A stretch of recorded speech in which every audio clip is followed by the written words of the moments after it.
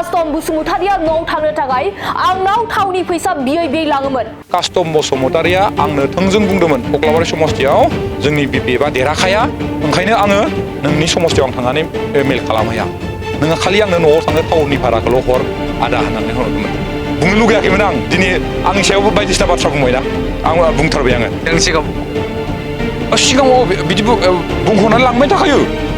जिहेतु दुलाराय बर' फरायसा आफादाव जमा लोगो नाङोमोन बिपिएफआव दिनै कास्टम बसुमतारिया बेसे गोबाव जाखो हाग्रामा महिलारिया थांखि गैयै बैथा गैयै नावनि सासे दिङायारि दिनै बिथांनि सायाव सरकाराव फैबा मा मावगोन बिथांनि इस्युसफोरा मा बिथांनि थांखि आरो नोजोरा मा बिपिएफ हिसाबै सरकाराव फैयोबाथाय रायजोनि थाखाय 26टा जनगोष्ठीनि थाखाय आरो गोग्लैसोनाय हारिफोरनि थाखाय मा मावगोन बिथांनाव दिनै थांखि गैया बिथाङा थांखि गैयै बैथा गैयै नावनि सासे दिङायारि हाग्रामा महिलारिया सानजा ओनसोलनि रायजोफोरनाव भट बिनो लाजिनांगौ बेफोर गोख्रों रावानो जाबाय इउपिपिएलनि बिजाथि मन्टु बर' बिथांनि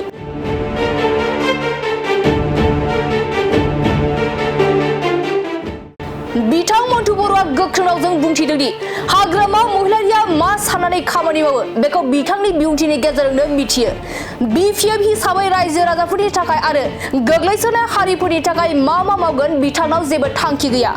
हाग्रामा महिलारिया थांखि गैयै बैथा गैयै नावनि सासे दिङायारि जायनि थाखाय बिथाङा गावनि राजखान्थियारि थांखिफोरखौ रायजोनो फोसावनायनि अनगायै नंखाय बाथ्राखौ फोरमायहोना गोख्रों रावजों बुंथिदों बिथां मन्टु बर'आ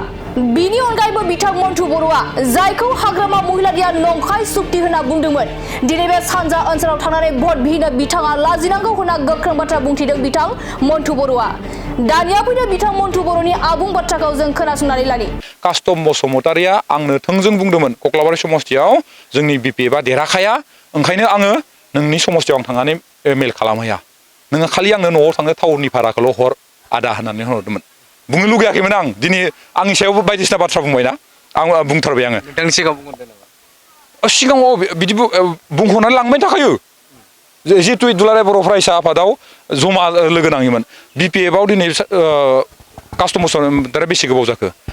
बिनिख्रुइ बांसिन गोबाव आंजों सोमोन्दो आंनि न'आव गुलि उन्दुना थांनाय कास्टम बसुमतारिया आंनि फंबाय बायसा जों लोगो बायसा दा बिथांखौथ' जों दोलोआ जियानो जाया मानो मानसि हिसाबैथ' जों मोजां मोनो ना नङा होमबा जोंनि लोगो होयो दा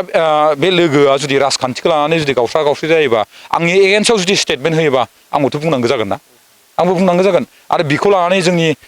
कक्लाबारि ब्लकनि बिपिएफनि दैदेनगिरिफ्रा बिराद पस्ट खालामदो बिराद स्टेटास होनानै होदो नङा होमबा आङो स्क्रिनशट खालाम मानसिफ्रा हरलाबायदो दा जाहोनखौ मिथिनांगोन आं कास्टम बसुमतारिया कक्लाबारि समस्थियाव फैनाय लोगो लोगो आंथ' माथो होनाङा आंथ' कल खालामनाङा दाखालि बावैथ' आं लोगो हमबावाखैसो खालि 43 सेकेन्ड अनलि 43 सेकेन्ड 43 सेकेन्डल' आं रायलायदो आं सोंदो जे नोंथाङा माथो कक्लाबारियाव फैदोनो फैदो अब्ला आं बुंदोंमोन खालि नोंलाय माथो आंनि सिगाङाव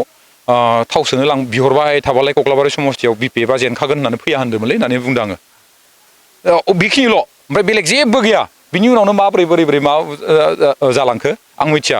पर्टेल निउसआव मोनहैलायबाय ओंखायनो आं पर्टेल निउसनि दैदेनगिरिफोरखौ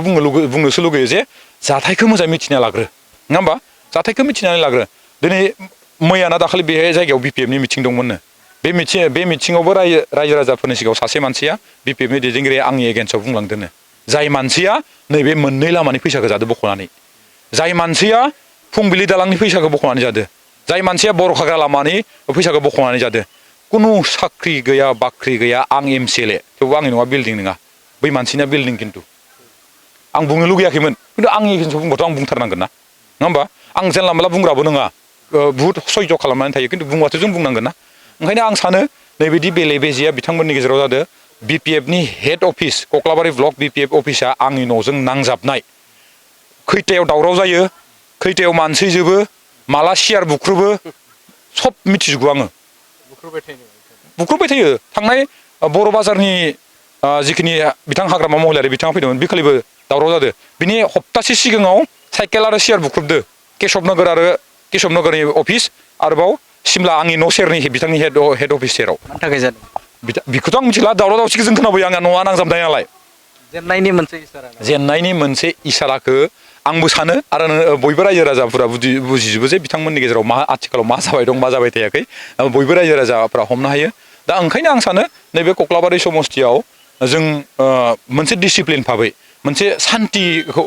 सिगाङाव दोननानै गोरोबलायनायनि गेजेरजों मोनसे डेम'क्रेसियाव जों बिसायख'थिखौ गेलेनो फैदो एसे एनैया बुंलायनाय जायो खिन्थु बेक्तिगत जुदि एटाक खालामनो नागिरोबा नङा होमबा बेक्तिगत एटाक खालामनो नागिरोबा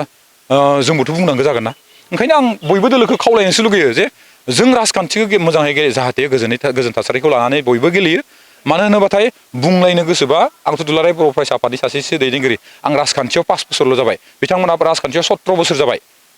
मा मावदों मा मावाखै मोजां गाज्रिखौ जों बांसिन बुङोबा बिथांमोनखौ जों बुंनो हायो दिनै जों बुङाखै दिनैसिमबो खिन्थु आंनि एगेन्स्टआव जुदि बुंबाय थायोबा आंनि हेंथायै जुदि बुंबाय थायोबा आंबोथ' बुंनो लागा जागोन ना नङा होमबा आरो बिथां कास्टम बसुमतारिया बे जायगायाव फैयोब्ला नोंथांनि पेट्रलजों सोलिगोन बिदिनो सानजायो मानो होनबाथाय गेजेर गेजेर लोगोमोन फंबाय बायसा सानो दुलाराय बर' फरायसा आफादाव जमा एखे खामानि मावनायमोन पार्टिया जियानो जाया मानो फंबाय हिसाबै अनो हेल्प होनांगोन गेजेर गेजेर बुङोबाथाय हरो आरो आङो